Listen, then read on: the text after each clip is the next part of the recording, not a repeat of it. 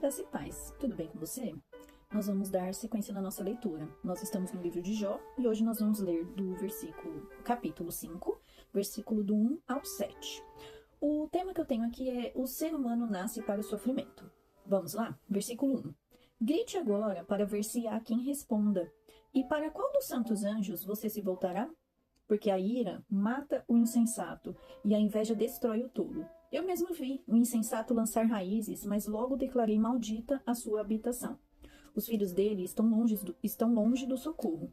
São oprimidos nos tribunais, e não há quem os livre. A sua colheita, o faminto a devora, arrebatando até o que se encontra no meio de espinhos. E o sedento suga os seus bens, porque a aflição não vem do pó, e o sofrimento não brota do chão. Mas o ser humano nasce para o sofrimento, como as faíscas das brasas voam para cima. Bom, esse aqui é a continuação, né, do discurso, né, de Elifaz. Jó começa com o seu lamento e Elifaz responde, né, ele começa no capítulo 4 e vai até o 5. E aí nós vamos ler esse capítulo todo, que é a resposta de Elifaz ainda, mas nós vamos ler em pequenos trechos pra gente ir entendendo algumas verdades que esse texto nos ensina, tá? Então lá no capítulo 6 apenas vai ter a resposta de Jó. Como eu falei pra vocês, eles vão debatendo aí por um longo período. Então Jó vai falar, seu amigo vai falar. Jó responde, o outro amigo fala. Jó responde, o outro amigo fala. E eles vão ali debatendo por um longo período. A gente vai ver isso em vários capítulos. E vamos tomando as lições que nós pudermos aprender aqui para nossas vidas. Amém?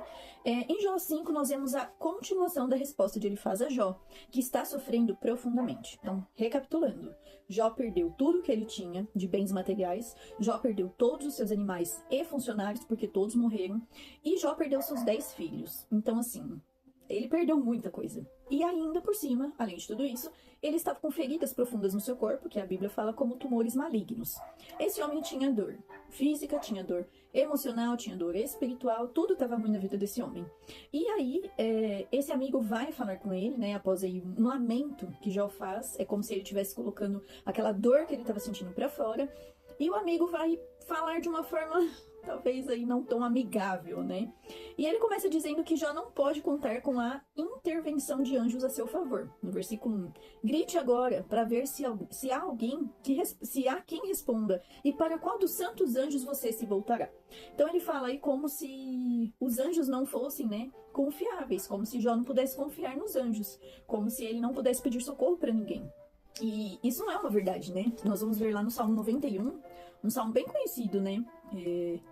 Que muitas pessoas com certeza já ouviram, pelo menos se não leram, já ouviram, né? É um salmo bem conhecido. E lá no Salmo 91, vai dizer assim, lá no comecinho dele: aquele que habita no esconderijo do Altíssimo e descansa à sombra do Onipotente, diz ao Senhor: Tu és o meu refúgio e minha fortaleza, o meu Deus em quem confio. Mas a parte que eu queria ler com vocês é o 91, versículo 11, a partir do 11, sobre essa questão que ele fala: grite agora para ver se alguém responde, para qual dos santos anjos você se voltará. Lá no Salmo 91, verso 11, diz assim: porque a seus anjos ele dará ordens a seu respeito, para que guardem você em todos os seus caminhos. Então você sim pode contar com os anjos, porque Deus dá ordem a eles para te guardar. Eles o sustentarão nas suas mãos, para que você não tropece em alguma pedra. Você pisará o leão e a cobra, com os pés esmagará o leãozinho e a serpente. Deus diz: porque a mim se apegou com amor, eu o livrarei.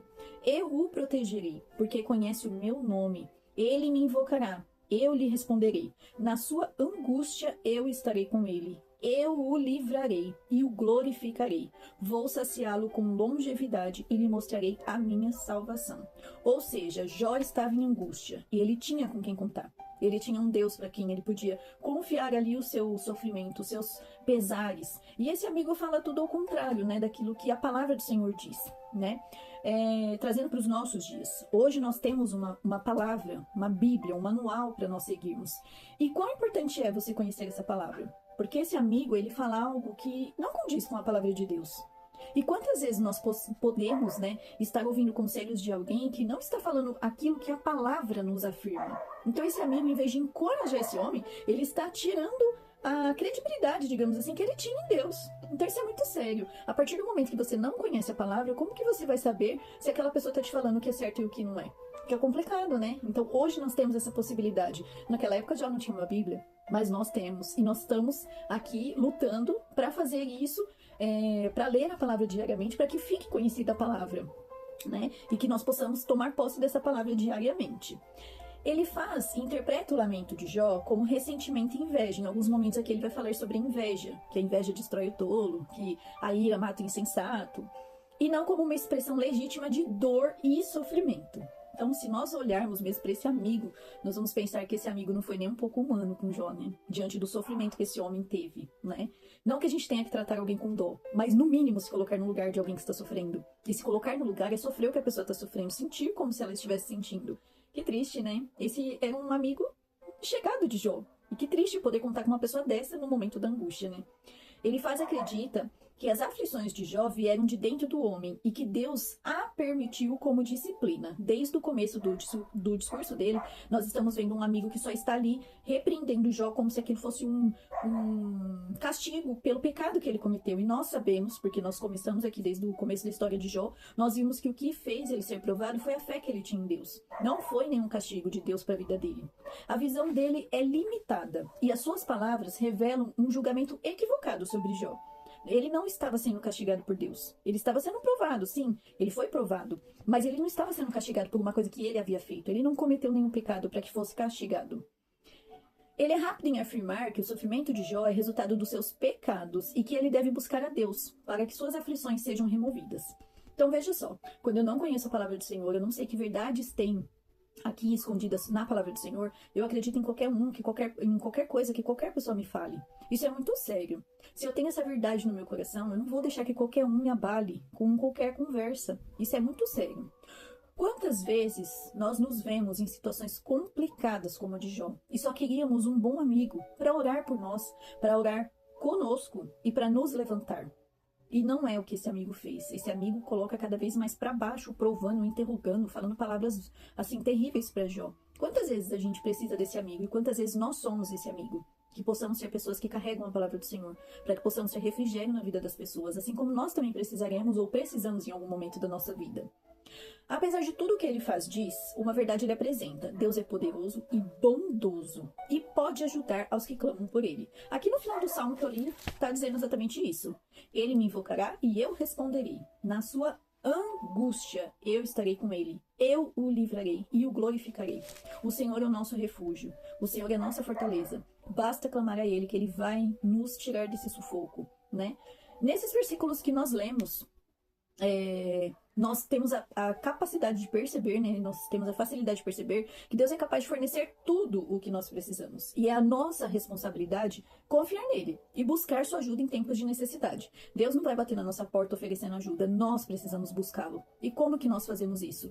Em oração, em uma vida reta com Deus, tendo momentos com ele, sabe? Orando, lendo a palavra, louvando ao Senhor, indo à casa do Senhor. É dessa forma que nós vamos buscar a presença dele em nossas vidas.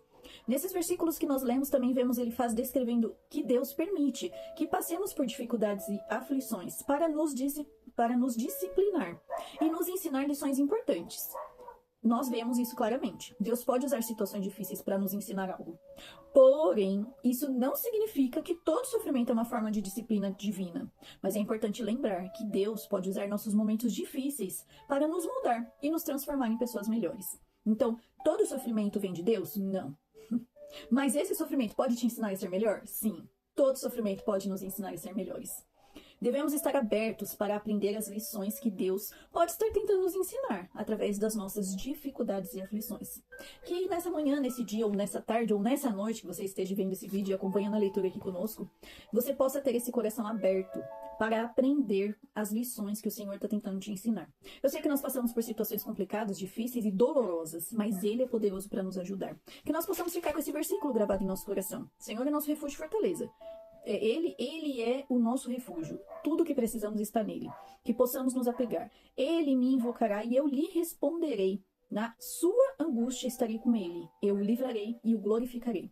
O Senhor é quem nos livra e cuida de nós. Que nesse dia nós possamos aprender que o sofrimento também gera em nós aprendizado. O sofrimento também nos faz pessoas melhores. Que possamos permitir que o Senhor nos molde e nos transforme naquilo que Ele tem para as nossas vidas.